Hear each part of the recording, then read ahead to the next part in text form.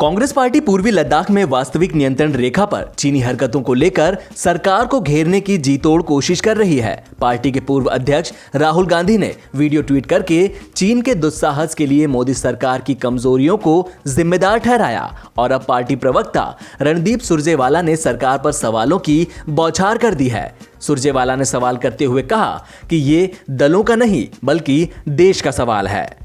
अगर चीनी सेना देश की सीमा पर सैन्य निर्माण कर रही है, घुसपैठ करके बैठी है, तो ये राष्ट्रीय सुरक्षा से खिलवाड़ का मामला है। इस पर कोई समझौता नहीं हो सकता। कांग्रेस प्रवक्ता ने 3 विषयों मोदी सरकार का भ्रमजाल, ताजा तथ्य और पीएम से सवाल पर 5-5 बिंदुओं में आरोप मढ़े और सवाल किए। उन्होंने दावा किया कि चीन अब भी भारतीय सीमा में अतिक्रमण जमाए हुए है। सुरजेवाला ने कहा कि भारत की सरजमी पर चीनी कब्जे का दुस्साहस लगातार बना हुआ है। चीन डेपसांग प्लेन्स और पैंगोंग त्सो झील इलाके में न केवल जबरन कब्जा बनाए हुए है, बल्कि चीन के अतिरिक्त सैन्य निर्माण से साफ तौर से खतरे का आभास हो रहा है। भारत की सरजमी पर चीनी कब्जा नाकाबिले बर्दाश्त है और नामंजूर है। उन्होंने चीन को मुंहतोड़ जवाब देने के मुद्दे पर सरकार और सेना के साथ कांग्रेस पार्टी का समर्थन दोहराने की बात की और कहा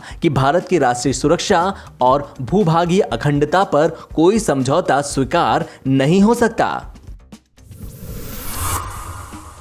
राजधानी दिल्ली में रविवार को बारिश राहत से ज्यादा आफत का कहर बनकर बरसी। दिल्ली में बारिश की वजह से पानी का ओवरफ्लो इतना हो गया कि एक नाले से सटे 10 घर बह गए। यह घटना आईटीओ के पास की है। जानकारी के मुताबिक यह हादसा आईटीओ के पास अन्ना नगर में हुआ। वहां नाले के पास बनी 10 झुग्गियों को पानी बहाकर ले गया। इन झुग्गियों के पास WHO का हेडक्वार्टर बना हुआ है। वहां जल भराव हुआ था। इससे नाले में ओवरफ्लो होने लगा। इसकी वजह से हादसा हुआ।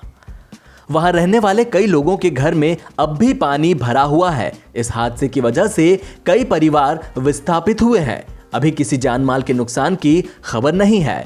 कई लोगों ने कहा कि उनका सब कुछ घर के साथ साथ बहकर चला गया। सामने आए वीडियो में लोग चिल्लाते हुए नजर आ रहे हैं और कह रहे हैं कि घरों को खाली कर दो।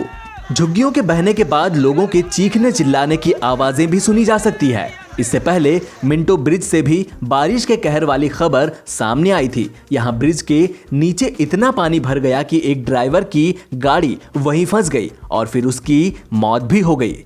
अलग अलग जगहों से जल भराव की खबरें दिल्ली सरकार की तैयारियों की पोल खोल रही है। आधे घंटे की मूसलाधार बारिश ने दिल्ली की ये स्थिति ला दी है। लोगों के मकान गिर रहे हैं। ब्रिज के अंदर पानी भरने से मौत हो रही है। मेन जो दिल्ली के चौराहे हैं, आईटीओ हो, WHO बिल्डिंग के सामने रिंग रोड हो, हर जगह पानी भरा हुआ है। मानसून से पहले जो तैयारियां होनी चाहिए थी, बड़े नालों की सफाई होनी चाहिए थी, ड्रेनेज की सफाई होनी चाहिए थी। हम भी MLA काउंसलर रहे हैं, मुझे मालूम है ऐसी स्थिति कभी नहीं बनी। कमियां हो सकती, लेकिन इस बार तो पूरी तरह से विफल रही सरकार।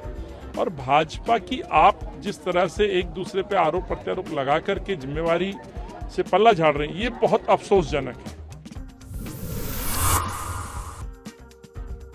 भारत में कोरोना वायरस मामलों की संख्या आज रात तक 11 लाख का आंकड़ा छू सकती है। शनिवार रात तक कुल 10,76,861 मामले हो चुके थे। एक्टिव केसेस की संख्या 3,74,000 से ज्यादा हो चुकी है। पिछले कुछ दिनों में एक्टिव केसेस की संख्या बढ़ने से रिकवरी रेट 63% के आसपास ही रहा है। शनिवार को 38,000 से ज्यादा नए केसेस आए, जो कि एक नया रिकॉर्ड है। इस दौरान 545 मरीजों की मौत हुई, जिससे मरने वालों की संख्या 27,000 के करीब पहुंच गई है।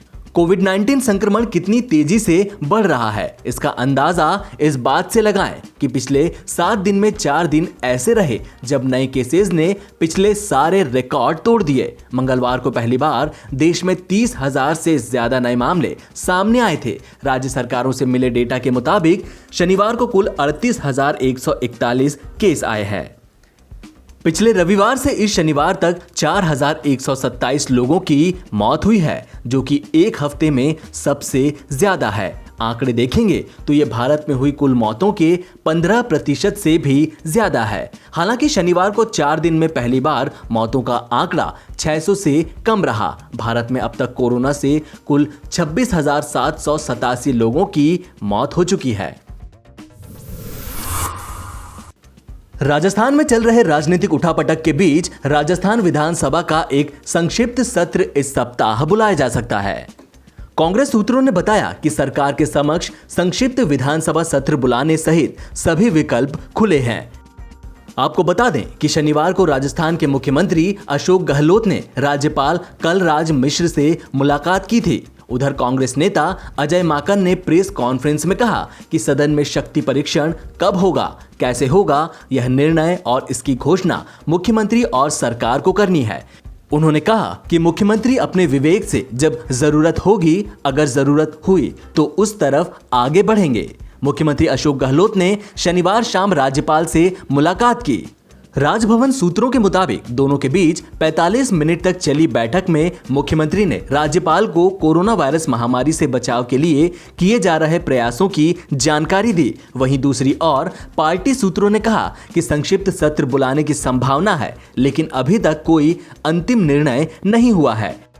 पार्टी सूत्रों ने बताया कि अशोक गहलोत सरकार के पास सदन में अलग बहुमत सिद्ध करने की जरूरत हुई तो पर्याप्त संख्या बल है। 200 सदस्यों वाली राजस्थान विधानसभा में कांग्रेस के 107 विधायकों में पायलट खेमे के 18 विधायक और सचिन पायलट समेत 19 विधायक शामिल हैं। राष्ट्रीय लोकदल के एक विधायक का कांग्रेस को समर्थन है, जबकि सत्ताधारी पार्टी को 13 निर्दलीय विधायकों में से 10 का समर्थन प्राप्त है। भारत और चीन के बीच भले ही शांति की स्थिति बनी हो, लेकिन हालात को लेकर भारतीय सेना किसी भी मोर्चे पर ढिलाई नहीं बरतना चाहती है। इस महीने के आखिर तक भारत को राफेल लड़ाकू विमान मिलने जा रहे हैं। वायुसेना के शीर्ष कमांडर अब इस बात को लेकर मीटिंग करेंगे कि राफेल की तैनाती कहां पर की जाए। एलएसी पर मौजूद स्थिति को लेकर कयास यही लगाए जा रहे हैं कि राफेल की तैनाती चीन सीमा पर ही की जा सकती है। वायुसेना के अधिकारियों ने कहा कि शीर्ष कमांडर इस सप्ताह 22 जुलाई से शुरू होने वाले 2 दिवसीय कमांडरों के सम्मेलन में मिलेंगे, जहां वे कई सुरक्षा मुद्दों पर विचार विमर्श करेंगे। वायुसेना अध्यक्ष air chief marshal RKS Bhadauria के नेतृत्व में होने वाली इस बैठक का मुख्य एजेंडा चीन के साथ सीमाओं पर स्थिति और पूर्वी लद्दाख और उत्तरी सीमाओं में बल द्वारा की गई फॉरवर्ड तैनाती होगी।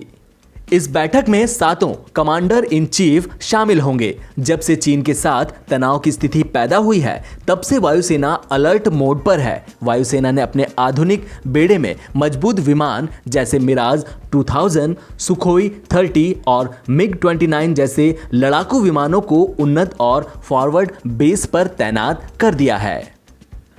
अपाचे अटैक हेलीकॉप्टर को चीन की सीमा के साथ फॉरवर्ड बेस पर तैनात किया गया है और यह रात के समय भी पूर्वी लद्दाख क्षेत्र पर लगातार उड़ान भर रहा है।